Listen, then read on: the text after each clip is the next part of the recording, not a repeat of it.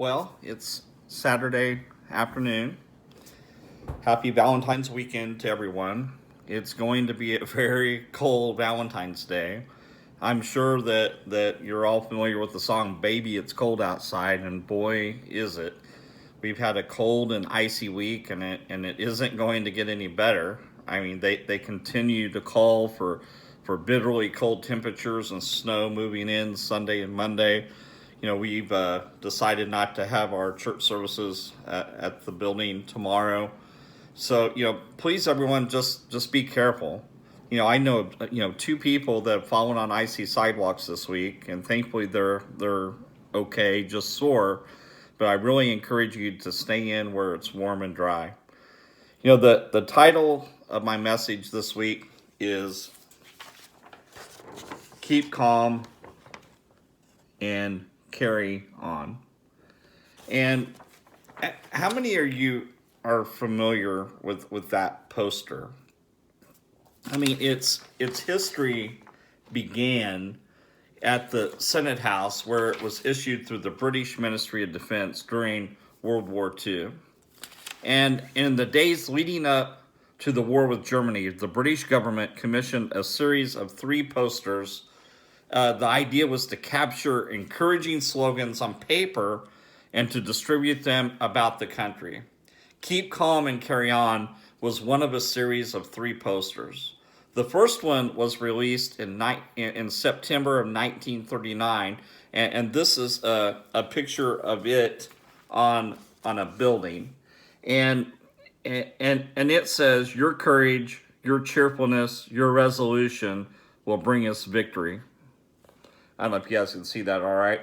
And then the second one was released shortly thereafter. And this is a picture of it on a wall. It says, "Freedom is in peril. Defend it with all your might." So these 2 posters appeared up and down the British countryside. They were on railroad platforms, they were in pubs, they were in stores, they were in restaurants, they were everywhere. And then we have this third one, Keep Calm and Carry On. The third one was it was created. There were millions of copies that were printed, yet it was never distributed. It wasn't even discovered until 60 days later in a bookshop in Northumberland in 2000. The owner of the shop discovered one in an old box of books that he had purchased at an auction. And they held this third poster in reserves in the case of an extreme crisis, such as an invasion by Germany. Well, the bookstore owner framed it. He hung it on a wall, and it became very popular, and it's now seen on poster signs and coffee mugs everywhere.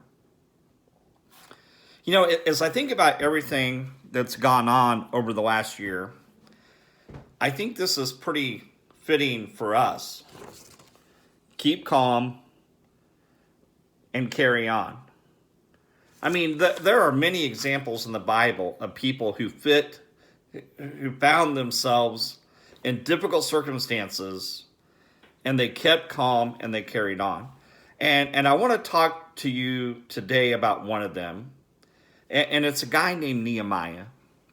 The walls around Jerusalem and the temple in Jerusalem were destroyed by King Nebuchadnezzar in 586 BC. And after 70 years in exile, some captives from Judah were allowed to return to their homeland. So nearly 50,000 of them made this journey, and upon their arrival, led by Zerubbabel, they began to rebuild the temple.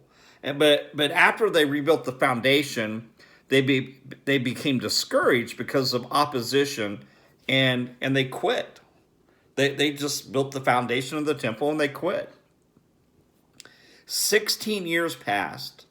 But after encouragement from Haggai and Zechariah, they returned to the task of rebuilding the temple, and in 516 BC, it was completed. Then Ezra returned with a second group of exiles 80 years later. And when Ezra arrived, he found the temple rebuilt, But the lives of the people were in shambles spiritually, and Ezra became their spiritual leader. And then that leads us to Nehemiah, the guy I want to talk about today. He was still in exile, and he was the cupbearer of the Persian king Artaxerxes. And Nehemiah received word that the temple had been rebuilt, but that the walls around Jerusalem were still broken down and the gates had been destroyed by fire. And when he heard this news, he was heartbroken. He was distressed. I'm sure that we've all been heartbroken about something or found ourselves in situations where we are distressed.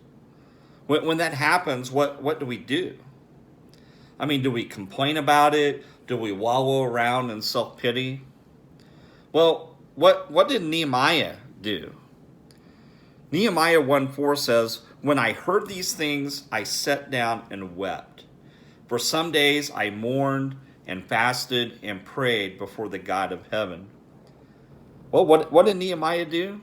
He wept, he mourned, he fasted, and he prayed. Now, some might read that and think, well, he's weak. He was wallowing in self-pity. Well, no, he wasn't. And anyone that thinks that weeping, mourning, fasting, and praying is a sign of weakness is dead wrong. And anyone that thinks that way, they need to check their pride at the door.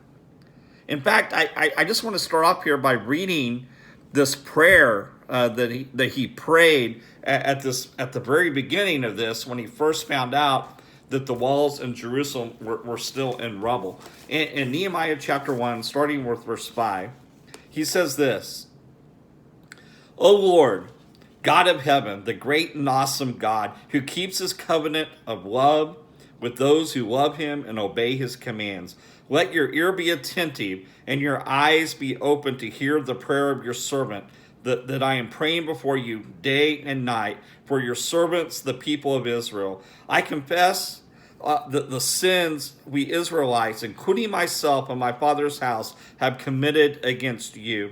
We have acted very wickedly toward you. We have not obeyed the commands, decrees, and laws that you gave your servant Moses. Remember the instruction you gave your servant Moses, saying, if you are unfaithful, I will scatter you among the nations. But if you return to me and obey my commands, then even if your exiled people are at the farthest horizon, I will gather them from there and bring them to the place I have chosen as a dwelling for my name. They are your servants and your people, whom you redeemed by your great strength and your mighty hand. O Lord, let your ear be attentive to the prayer of this your servant, and to the prayer of your servants who delight in revering your name. Give your servant success today by granting him favor in the presence of this man." Nehemiah was brokenhearted, and he was distressed, but he kept calm and he carried on. Keep calm equals prayer.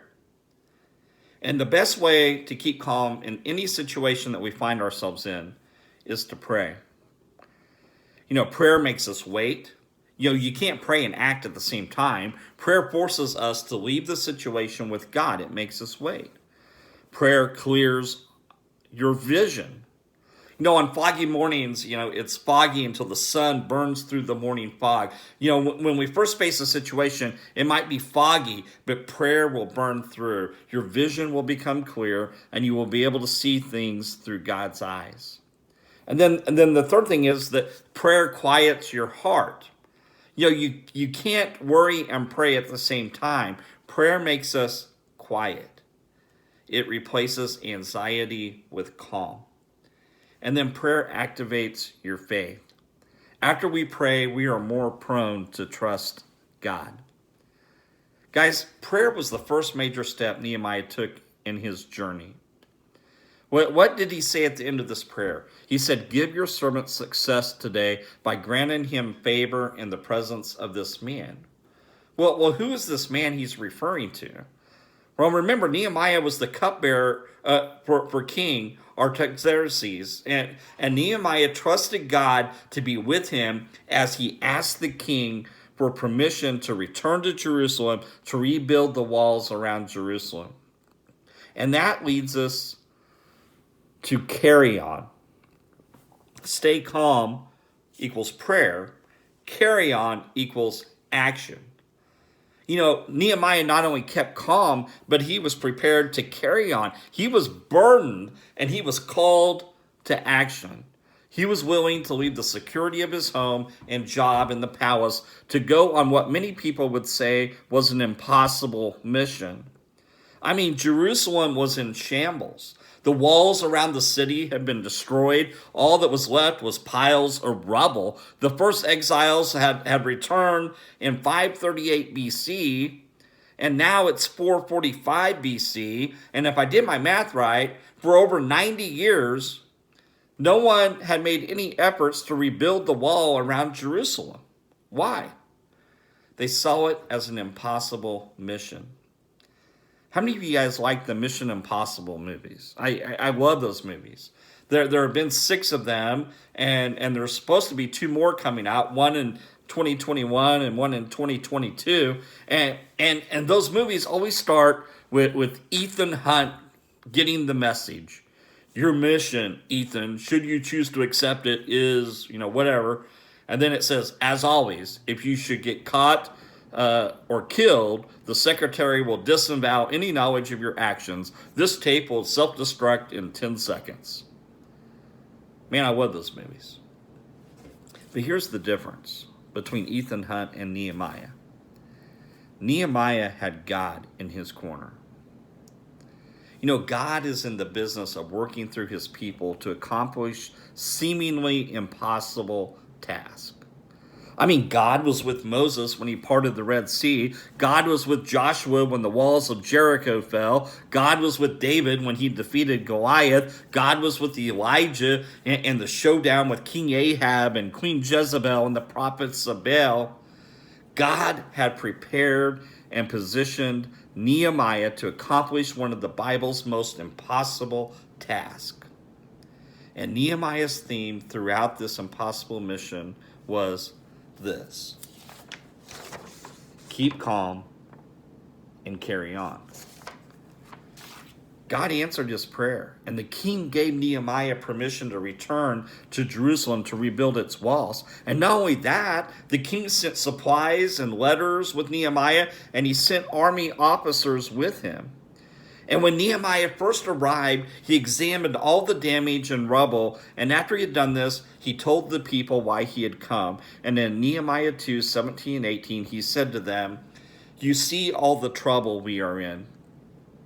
Jerusalem lies in ruins, and its gates have been burnt with fire. Come, let us rebuild the wall of Jerusalem, and we will no longer be a disgrace." I also told them about the gracious hand of God upon me, and he talked about that we have the king of Persia's support to do this. And they replied, "Let us start rebuilding," and they began the good work. But when Sanballat the Horonite, Tobiah the Ammonite, and Geshem the Arab heard about it, they mocked and ridiculed them. "What is this that you are doing? Are you rebelling against the king?" I mean, they hadn't even got started yet, and opposition from surrounding rulers already starts to arise. But Nehemiah's response was, stay calm and carry on. In Nehemiah 2:20, he says, "The God of heaven will give us success. We, his servants, will start rebuilding. But as for you, you have no share in Jerusalem or any claim to it." And they went to work, and they were making good progress. However, more opposition comes.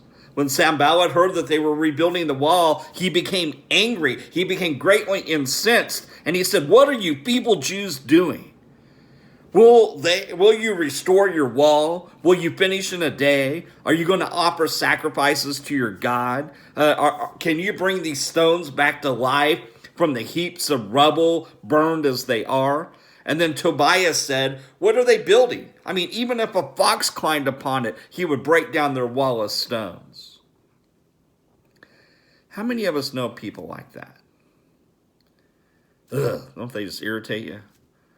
I mean, ridicule can cut deeply. It causes discouragement and despair.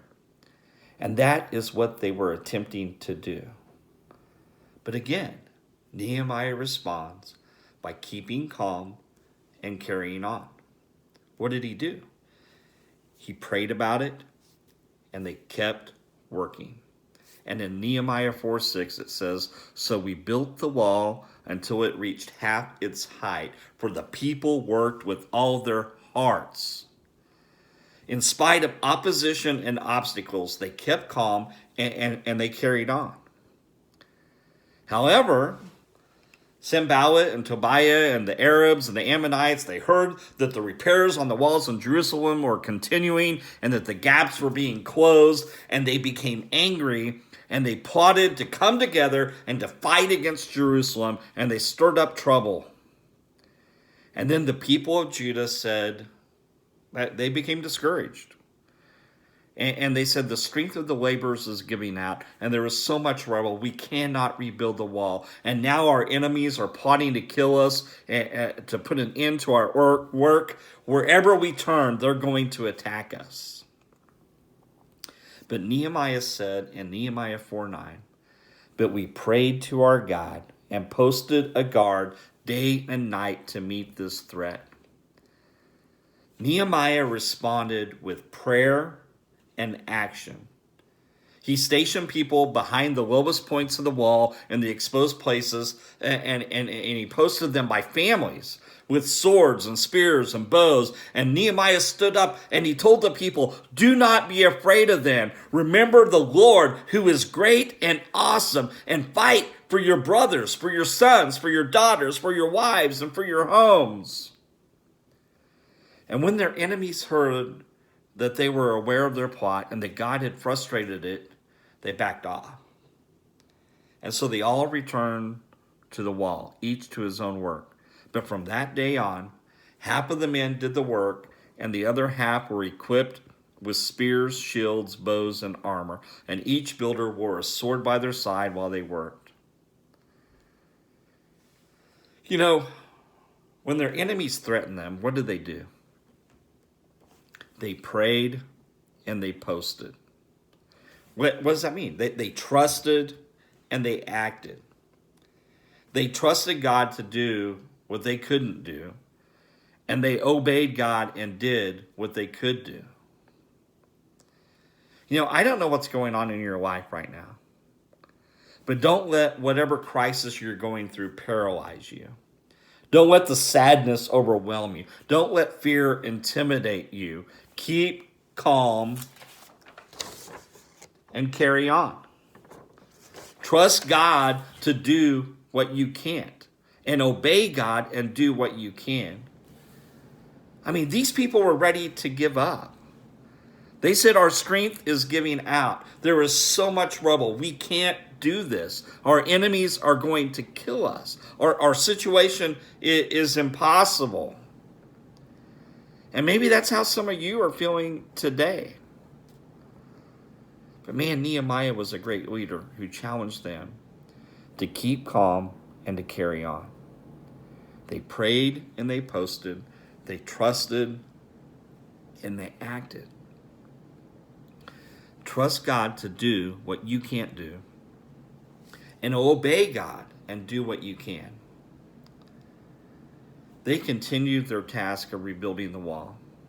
And in Nehemiah chapter 6, word came to Sanballat that the wall around Jerusalem was near completion, and he tried another tactic. First, he tried to lure Nehemiah out of Jerusalem to meet with him with plans to kill him, but Nehemiah refused to go. And then word came to Nehemiah that they were sending assassins into Jerusalem to kill him, and that he should run and hide in the temple. What did Nehemiah do? I mean, what would you do if you're being told assassins are coming to kill you? Nehemiah prayed, "Lord, now strengthen my hands." And then Nehemiah replied, replied, should a man like me run away? Should one like me go into the temple to save his life? I will not go. Through all of this, Nehemiah kept calm and he carried on. And the impossible mission that God sent him to do was completed in 52 days. Did you hear that? 52 days. I mean, the first group had returned 90 years earlier, and they had done nothing to repair the wall. Nehemiah came and led them and accomplished this impossible mission in the face of great obstacles and opposition in 52 days. And in Nehemiah 6:16, it says this. Listen to this. When all our enemies heard about this, all the surrounding nations were afraid and they lost their self-confidence because they realized this work had been done with the help of our God. They said it couldn't be done. It was an impossible mission. The job is too big. The problems are too great. The enemies ridiculed them. You're nothing but a bunch of feeble Jews. Can you bring these stones back to life from the heaps of rubble that they are? And when that didn't work, they threatened them. And when that didn't work, they plotted to assassinate their leader, Nehemiah. But through all of this, they kept calm and they carried on. And with God's help, they accomplished the task. And the wall was completed in 52 days. What a tremendous monument to God's love and faithfulness.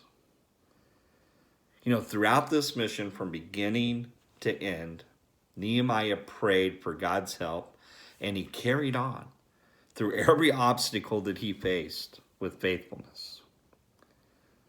Whatever you're going through, pray about it from beginning to end.